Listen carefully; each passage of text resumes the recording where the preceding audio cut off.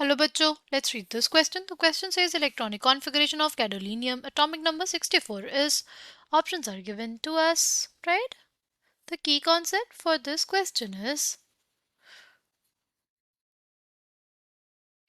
electronic configuration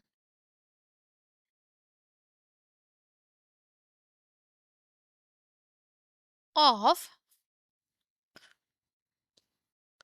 gadolinium, right उसका atomic number कितना है हमारे पास उसका एटॉमिक नंबर है 64 राइट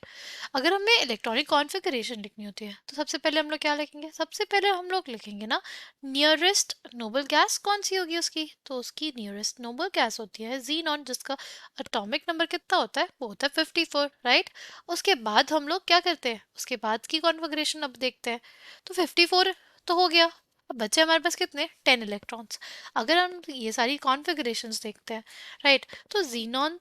के बाद इसमें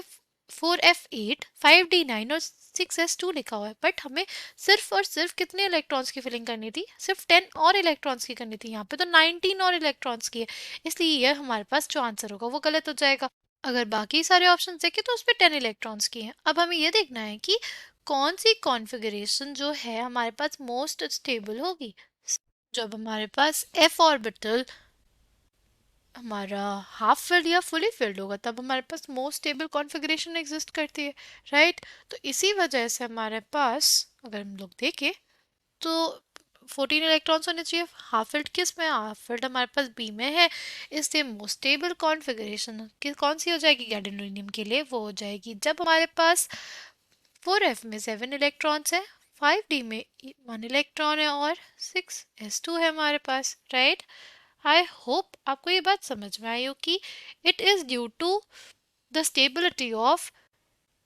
हाफ फिल्ड एफ ऑर्बिटल की हमारे पास जो गैडोलिनियम की इलेक्ट्रॉनिक आयन कॉन्फ़िगरेशन है कुछ ऐसी आई है हाफ फिल्ड कॉन्फ़िगरेशन होता है तो क्या होता है हाफ फिल्ड कॉन्फ़िगरेशन होती है तो हमारे पास एक्सचेंज एनर्जी जो होती है स्पीशीज़ की वो बहुत ज़्यादा होती है इस वजह से हमारे पास जो स्पीशीज़ होती है वो ज़्यादा स्टेबल होती है राइट इसलिए हमारे पास इस क्वेश्चन का करेक्ट आंसर क्या हो जाएगा वो हो जाएगा option B I hope you understood it well thank you and all the best